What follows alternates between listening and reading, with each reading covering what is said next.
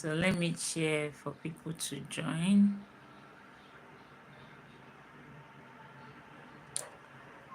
Let's see. Let me share for people to join.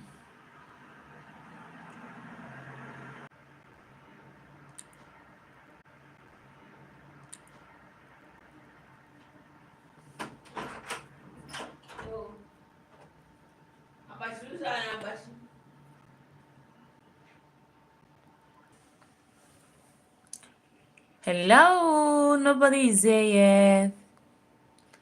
No one has joined me yet. So I'm here to share how my client was able to reverse her pre-diabetes in 2 weeks. I just came back from, hello, someone has joined me. Hello, where are you joining from? Where are you watching me from? Hello, where are you watching from? I would like to know where you're watching me from. Thank you for joining me live. Okay, thanks so much. I appreciate. So I'm here to share how my client reversed her pre-diabetes in 2 weeks. How my client reversed her pre-diabetes in 2 weeks. She came to me with a fasting blood sugar of 126 milligram per DL. In Nigeria, that's what we use mostly to measure fasting blood sugar. There are countries that use millimole per liter, and there are labs even in Nigeria that use millimole per liter. Okay, let me explain something to you in case you don't understand what I'm saying.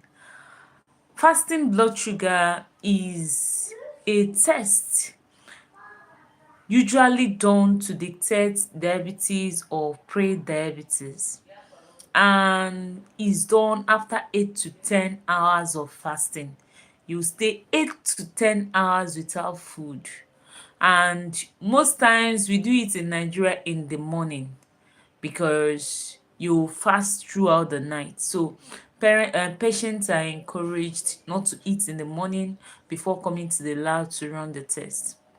So on getting to the lab, the common blood sugar test that everybody knows about is the prick test.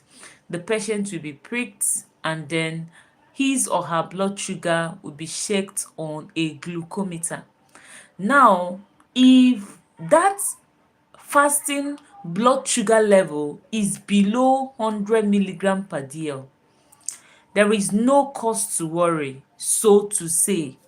If it's below 100 milligram per DL, there is no cause for alarm, so to say. Maybe in my subsequent videos, you will understand why I am saying that with a parenthesis. Why I'm saying that in parenthesis.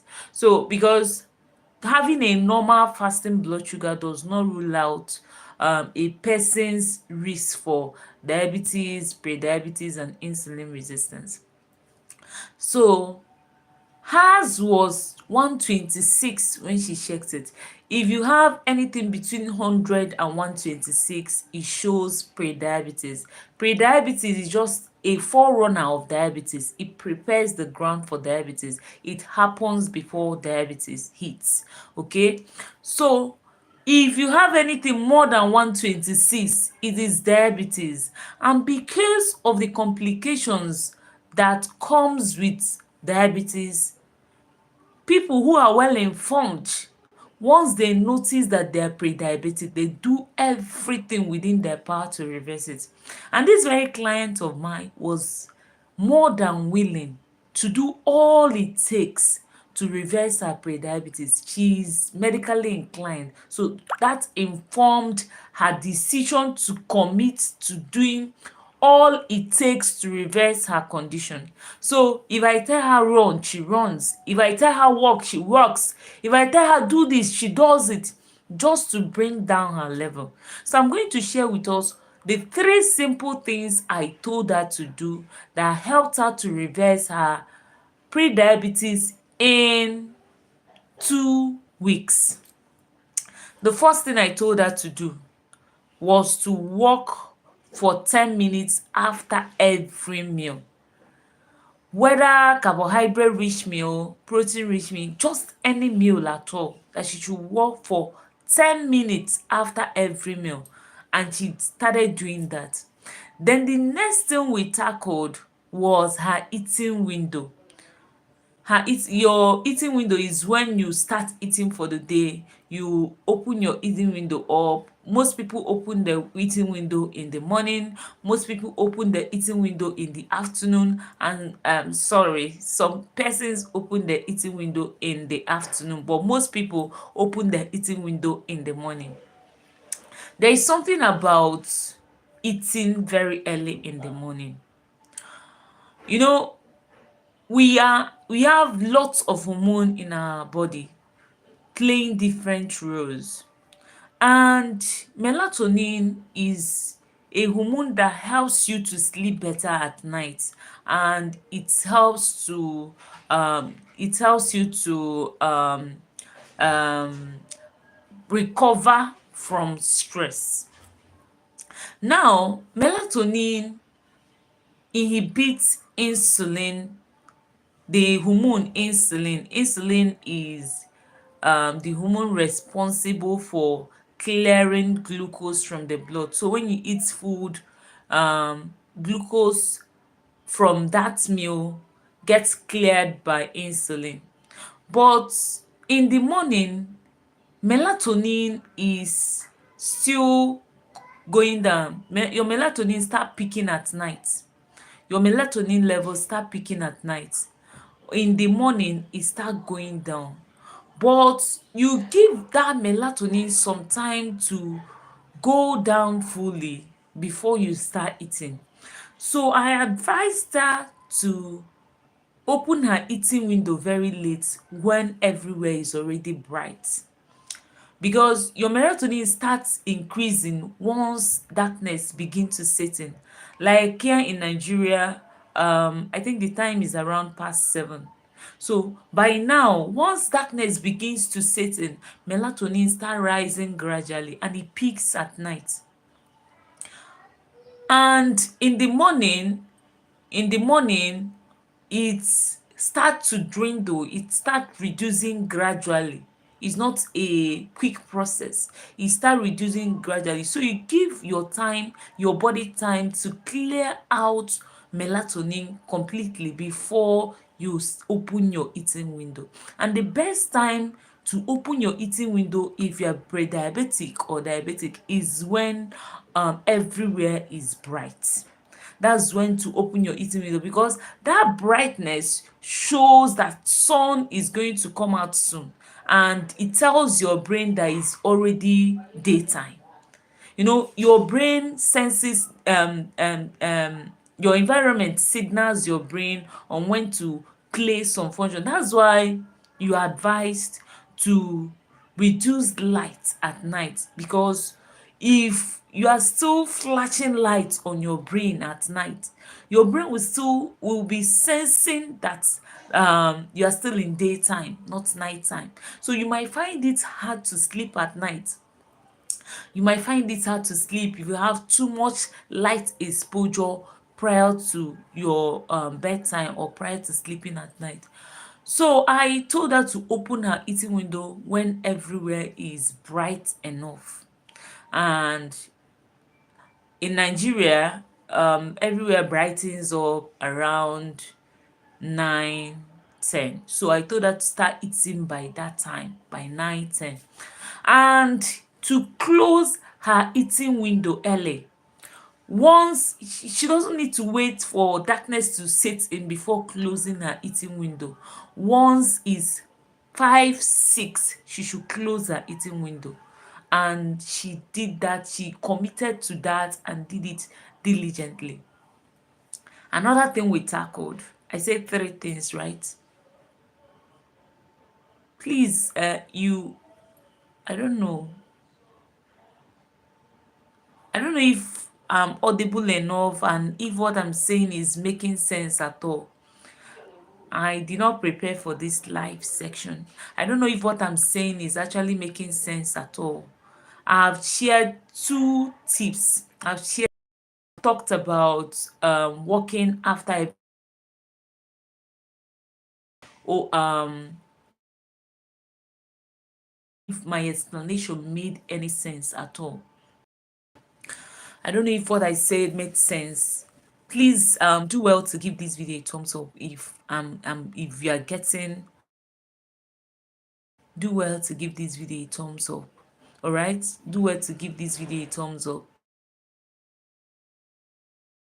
I don't know if the person watching me have a relation living with pre-diabetes or diabetes, or I don't know.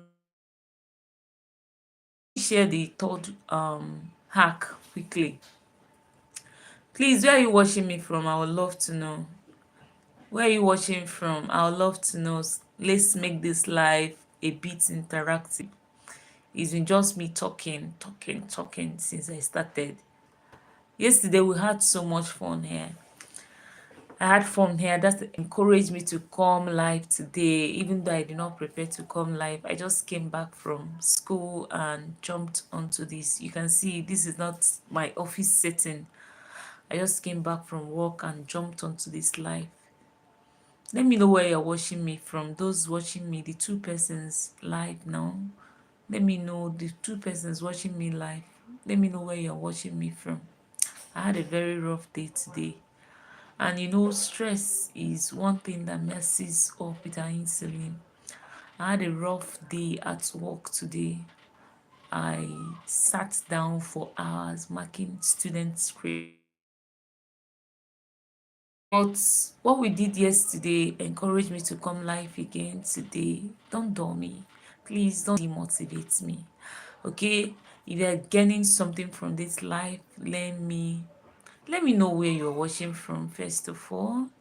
Let me know where you're watching from. At least commenting will let me know your name or what to call you.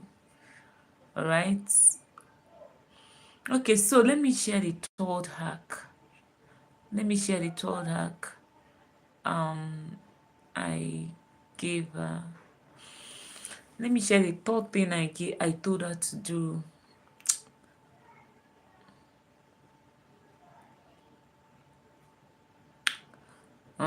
It's like I'll come back for this. I'll come back for another life. It seems I'll come back for another life.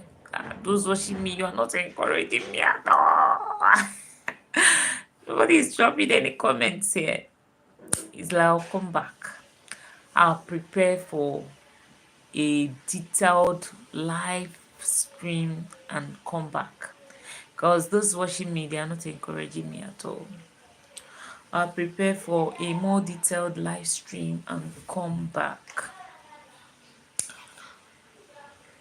All right, please let me know where you're watching me from. Where are you watching me from? I would love to know where you're watching from. Where are you watching me from? Hello, where are you watching me from? Yeah. Where are you watching me from? I forgot to introduce myself. Okay, so let me do that now. I am Amara, aka the mom scientist, a biomedical scientist, a chemical pathologist, and a metabolic health researcher and educator. And this channel is focused on providing solutions to people living with diabetes and pre-diabetes. This channel is focused on providing solutions to people living with diabetes and pre-diabetes. And this live is on how I helped my client reverse her pre-diabetes in 2 weeks. In 2 weeks, her fasting blood sugar level went from 126 to 92 in 2 weeks. She's medically inclined, like I said, and that's informed her decision to commit to whatever it takes to bring down her level. So, and she took every instruction I gave her to heart. She carried out every single thing I told her to do, she did all of them to make sure that her levels come down. And something happened. The third thing I told her to do was to modify her diet. But something happened when she tried to modify her diet. I gave a list of foods to avoid and foods to eat. I'm going to compile a list of that food and um share with my audience. So if you have someone living with diabetes or pre-diabetes, please tell them about this channel. And I'll be changing the name of this channel to TMS Diabetes Solutions when I can. I'm going to change the name of the channel to TMS Diabetes Solution because I want this channel to focus solely on providing solutions to people living with diabetes and pre-diabetes. So if you have anybody living with diabetes or pre-diabetes, please tell them about this channel. This channel is going to help them reverse their condition. Yes, pre-diabetes is reversible and diabetes is also reversible. I've seen people move from 200 to 100 to 90 something. So it is possible. If my clients could reverse, bring down their numbers, I believe anybody can. With close monitoring, you can, it's not something someone can do on his or her own. It's not something a diabetic patient or pre-diabetic patient can do on his or her own without the guidance of a healthcare provider. It's risky doing it that way. You know, during yesterday's live, somebody talks about insulin shock. That's where insulin shock comes in, because when you take insulin injection and too much insulin injection, and then your glucose level goes down suddenly and you have a shock, a hypoglycemic shock. That's hypoglycemic shock actually. You have a hypoglycemic shock, uh, is when I believe the person, maybe the person probably went to people having this kind of experience. It's possible they just went to a pharmacy, a chemist who is not very experienced, and took some insulin injections um, without proper medical monitoring. So what I'm trying to say in essence is that before somebody can reverse his or her pre-diabetes, she needs to be monitored by a healthcare provider. Diabetes and pre-diabetes are reversible 100%. Something happened when I was working on this woman. I gave a list of food to avoid and a list of food to eat. One of the food I told her, I highlighted, was gari. And I told her that for gari, she has to eat the oily one because the oil present in the oil. About that interruption. Something happened when she began eating and swapping, when she swapped her white gari for yellow gari. She noticed that white gari gives her more blood sugar spike than yellow gari. So everybody's metabolism differs. The way we deal with food differs. That is why there is need for close monitoring. Even when there is a research-based food that makes diabetes worse, and there are ones that makes diabetes better, that reduces sugar spike, that does not give you a quick sugar spike. There is need for close monitoring by a medical personnel. So some of the foods I told her to stop eating are processed foods. I told her to run away from processed food, because if you watched yesterday's live video, if you watched yesterday's live stream, you will know that processed food is very bad for diabetes. I explained why processed food is very bad for diabetes. You can do well to check that video up, because when you eat processed food, the food is already in easy to absorb form, so you don't give the body any work to do. the sugar in that food goes straight into your blood and causes a blood sugar spike. Even whole carbohydrate gives sugar spikes, let alone whole carbohydrate gives a sugar spike, let alone processed food. Processed food don't have their fiber inside. They have been stripped of fiber. Spaghetti, indomie, and what have you, pap, what have you, what are they? You know them. Bread, white rice, they've been stripped of their fiber. And the role fiber plays in food that have them intact is that it delays the rate the body releases sugar into the blood. But when the fiber has been stripped off, but when the fiber has been stripped off, food goes right into the blood without any resistance. Please, if you are getting value from this, do well to give this video a thumbs up and subscribe to this channel for diabetes solutions. This channel is focused on providing solutions to people living with diabetes and pre-diabetes. That is all this channel is focusing on going forward. Providing solutions to people living with diabetes and pre-diabetes. So, I told her to stop eating anything in bottle, drinking anything in bottle rather, to stop drinking anything in bottle. Alcohol is worse. People used to think that alcohol is better than soft drink.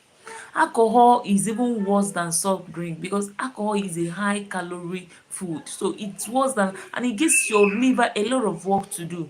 Glucose get metabolized in the liver. Liver plays a huge role in glucose metabolism, in the breakdown of sugar. So when you take alcohol messes up your body's ability to metabolize glucose. So you need to run away from anything in bottle if you have diabetes. Soft drink, malt, even malt is not good for people living with diabetes. Instead of taking this kind of drink, go for unsweetened zobo. You can add beetroot to it. Go for unsweetened zobo. Drink bitter leaf juice from time to time, from once in a while, because it's not 100% safe taking it on a daily basis. So once in a while you take bitter leaf juice instead of other drinks that harm your health and that harm your health.